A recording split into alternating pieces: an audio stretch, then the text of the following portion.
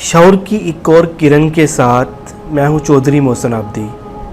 ناظرین، آج کل ہم 7 بجے اپنا آفس بند کر دیا کرتے تھے۔ رات 10 بجے مجھے ایک کال آئی، ایک خاتون پریشانی کے عالم میں بات کر رہی تھی اور کہنے لگی، آپ ڈاکٹر فلک گیر بات کر رہے ہیں؟ میں نے کہا جی۔ اس نے کہا میری والدہ کی طبیعت بہت ناساز ہے اور انہیں یہ انجیکشن اور یہ میڈیسن چاہیے، کہیں سے مل نہیں رہی۔ مجھے پتہ لگا ہے کہ یہ آپ کے پاس موجود ہے۔ تو میں نے کہا ہاں موجود ہے، لیکن اب تو رات کے 10 بج رہے ہیں، آپ کل صبح ریسیو کر لیجئے گا۔ تو وہ رونے لگی کہ میری والدہ کی طبیعت بہت ناساز ہے، پچھلے 10 دن سے وہ گھر میں زیر علاج ہیں، آج طبیعت اتنی زیادہ خراب ہے کہ ہم سے دیکھا نہیں جا رہا، اور یہ میڈیسن ہی ان کی طبیعت بہتر کرنے کا واحد راستہ ہے، اور یہ انجیکشن ہی ان کی طبیعت بحال کر سکتا ہے۔ آپ کی مہربانی آپ ہمیں مہیا کر دیں، آپ جہاں بھی ہیں ہم آپ کے پاس آ کے لے جاتے ہیں۔ مجھے اس پہ ترس آیا اور میں نے ان سے آدھے گھنٹے کا ٹائم مانگا۔ آدھے گھنٹے کے بعد دوبارہ کال آئی تو اس وقت تک میں وہ میڈیسن اور انجیکشن اپنے کمپیوٹر کے ذریعے اپنے گھر منگوا چکا تھا۔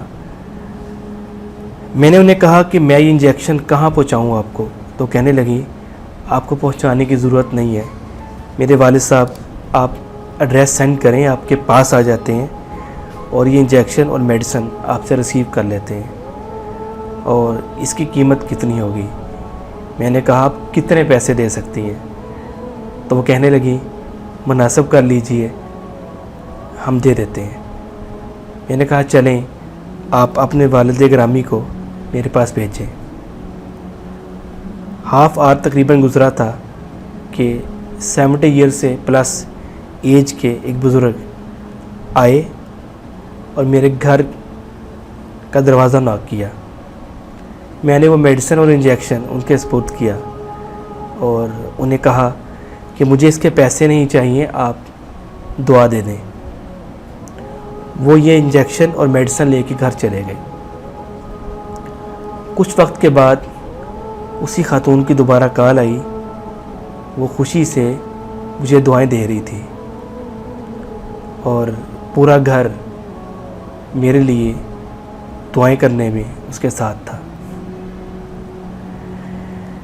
میں اکیلا بیٹھا، رات کا عالم تھا، رات 12 سے اوپر ٹائم ہو چکا تھا اور یہ سوچ رہا تھا کہ اس میڈیسن کی اور انجیکشن کی قیمت صرف 102 روپے بن رہی ہے، جو کہ کوئی زیادہ قیمت نہیں تھی، لیکن اس کے عوض ملنے والی دعاؤں نے جو مجھے اندر سکون مہیا کیا، مجھے اطمینان بخشا، وہ بہت زیادہ تھا۔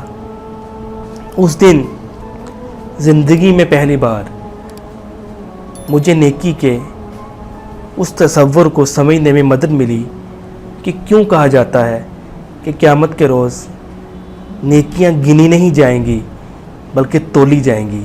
اس کی وجہ یہ ہے کہ نیکی کا تعلق زیادہ قیمت کے ساتھ نہیں، بلکہ اس کا تعلق ضرورت پوری کرنے کے ساتھ ہے۔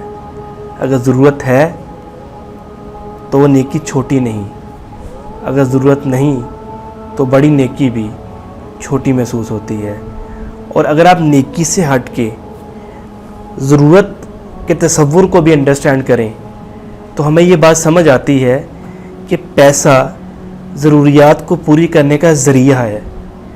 اگر ہمیں ایک چیز خریدنی ہے، اس کی قیمت 100 روپیہ ہے، اگر ہماری پاکٹ میں 99 روپیز بھی ہیں تو 100 کی چیز ہم پرچیز نہیں کر سکتے کیونکہ ہمارے پاس 1 روپیہ کم ہے۔ اور اسی طرح اگر ہمارے پاس زیادہ پیسے ہیں اور تھوڑے پیسوں کی چیز پرچیز کرنا ہے تو چیز تو حاصل ہو جائے گی، اوپر والے پیسے ہمارے اس ٹائم کسی کام کے نہیں ہیں۔ اسی طرح زندگی میں اگر ہم یہ سمجھیں کہ کسی کی ضرورت پوری کرنا نیکی ہے تو ہم اس تصور کو انڈرسٹینڈ کر کے اس دنیا میں نیکی کی حقیقی روح کو سمجھ سکتے ہیں۔ اسی طرح ڈاکٹر صاحب کو بھی سمجھ آئی کہ 102 روپے قیمت نہیں تھی، قیمت اس ضرورت کو اس وقت پورا کرنا تھا جب اس کی زندگی بچانا پیسے سے بہت اہم تھی۔ امید ہے آج کی گفتگو آپ کو پسند آئی ہوگی، اور اگر ہم زندگی میں کوشش کریں کہ کسی کی ضرورت پوری کریں اس وقت جہاں پہ اس کو اس کی ضرورت ہے، تو وقت پہ دیا ہوا 1 روپے کا صدقہ بے وقت 1000 صدقے سے بہتر ہے۔ تو ہم کسی کی زندگی بچا کے، کسی کی ضرورت پوری کر کے، یقیناً اس کے دل سے نکلنے والی دعاؤں سے اپنی تقدیر بدلنے میں مدد حاصل کر سکتے ہیں۔ چودھری محسن عابدی کو اجازت دیجیے۔ اللہ حافظ۔